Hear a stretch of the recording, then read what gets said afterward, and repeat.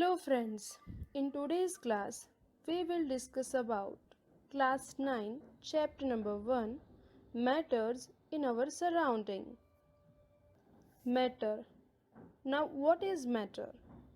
Everything in this universe is made up of material called matter. The air, food, stone, clouds, stars, planets, and even drop of water, everything is made up of matter. Find that anything which has mass and occupies space is called matter. Now we will talk about the physical nature of matter. अब तक हमने देखा कि matter क्या है. अब हम बात करेंगे अबाउट मैटर क्या है और कैसे बनता है. That is physical nature of matter. Matter, it is made up of tiny particles. Is the matter continuous or particulate? Matter क्या कंटिन्यूअस है या पार्टिकल से बना है, ये समझने के लिए हम एक एक्टिविटी स्टडी करेंगे. हमें पहले 100 ml लेना है, उसको हाफ फिल करना है विद द वाटर, फिर वाटर का लेवल मार्क करना है, फिर हम थोड़ा सा सॉल्ट या शुगर लेंगे, with help of glass rod sugar और सॉल्ट को पानी में मिक्स करेंगे. Do we observe any change in water level? No. When we dissolve salt in water, the particle of salt get into the space between particle of water. हम जब भी salt को पानी में घोलेंगे, डिज़ोल्व करेंगे, तब क्या होगा? सॉल्ट मोलिक्यूल जो होंगे वो पानी के मोलिक्यूल के बीच में जो गैप होगा उस वहाँ पे जाके सेटल हो जाएंगे. तो अल्टीमेटली वाटर लेवल राइज नहीं होगा. इससे क्या प्रूफ होता है कि हर एक मेटल बहुत सारे छोटे छोटे टाइनी पार्टिकल से बनता है जो दूसरे मैटर के बीच में यानी कि पानी के बीच में जाके सेटल हो जाता है. So here we will study certain characteristic of particles of matter. Matter के पार्टिकल्स कैसे है, उनकी कौन सी कैरेक्टरिस्टिक है, उसके बारे में स्टडी करना है. First of all, they have intramolecular space. Matter के पार्टिकल के बीच में गैप होती है, स्पेस होती है. 2. They are in a state of continuous motion. 3. They have a tendency to diffuse. 4. They have intracellular force of attraction. Number 1. हर एक matter के particle के बीच में थोड़ी सी स्पेस होती है, इंट्रामोलिकुलर गैप होती है. ठीक है. 2. They are in state of continuous motion. अब मैटर के पार्टिकल्स जो है वो कंटिन्यूसली मूवमेंट दिखाएंगे, क्योंकि मूवमेंट की वजह से उनके पास काइनेटिक एनर्जी होगी. काइनेटिक एनर्जी क्या है? The energy due to motion, उसे काइनेटिक एनर्जी बोलेंगे. अगर हम टेम्परेचर बढ़ाएंगे तो पार्टिकल की काइनेटिक एनर्जी बढ़ेगी और पार्टिकल ज़्यादा फास्टर मूव करेंगे.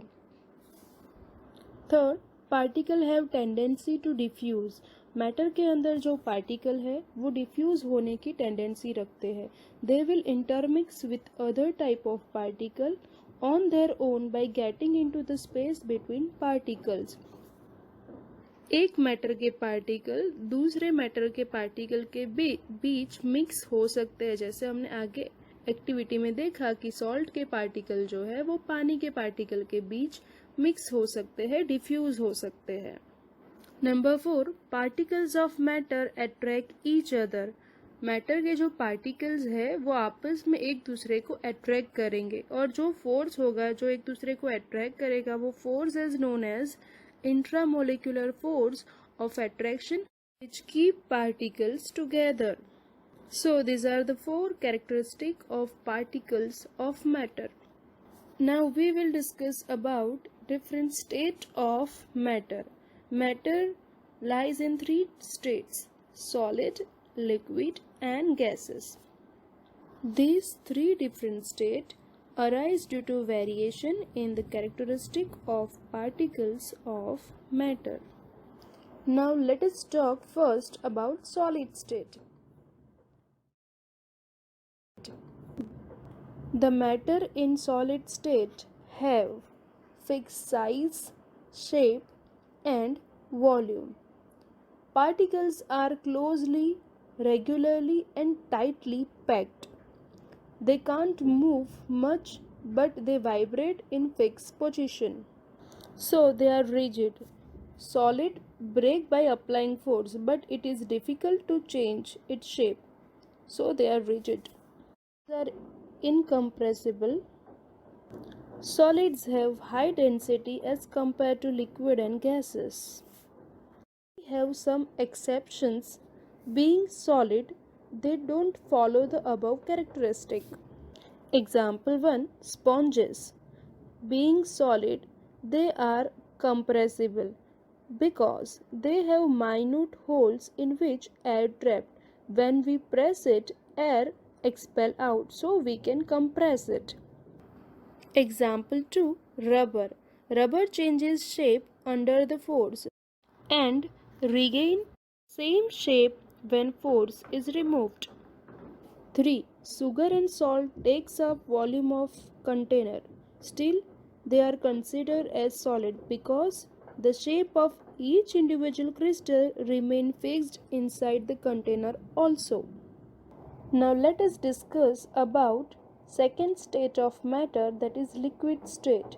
Liquid state have defined volume but no defined shape. It will take the shape of container. Liquids are incompressible. If we compress water-filled balloon, it will break, but it cannot be compressed. 3. Liquids have lesser intramolecular force of attraction as compared to solid, but they have greater force of attraction as compared to gases. Liquid में solid के मुकाबले कम force of attraction होता है पर gas के मुकाबले ज़्यादा होता है। क्यों? क्योंकि लिक्विड में मोलेक्यूल जो है उसके बीच इंट्रासेलुलर स्पेस सॉलिड के मुकाबले ज़्यादा होती है और गैस में तो लिक्विड से भी ज़्यादा इंट्रामोलेक्यूलर स्पेस होती है। Fourth, rate of diffusion of liquid is higher than solid but lower than gases. Diffusion का जो रेट होगा, गैसेस सबसे ज़्यादा फास्टर डिफ्यूज़ होंगे, लिक्विड को डिफ्यूज़ होने में थोड़ा टाइम लगेगा और सॉलिड्स जो होंगे वो बहुत ही कम रेट से डिफ्यूज़ होंगे। Number 5, liquid can dissolve solid, liquid and gaseous substance. Example, oxygen gas can dissolve into the liquid which is used by aquatic animal to breathe. Liquids जो होते हैं वो सॉलिड, लिक्विड और गैसेस तीनों substance को अपने आप में घोल सकते हैं।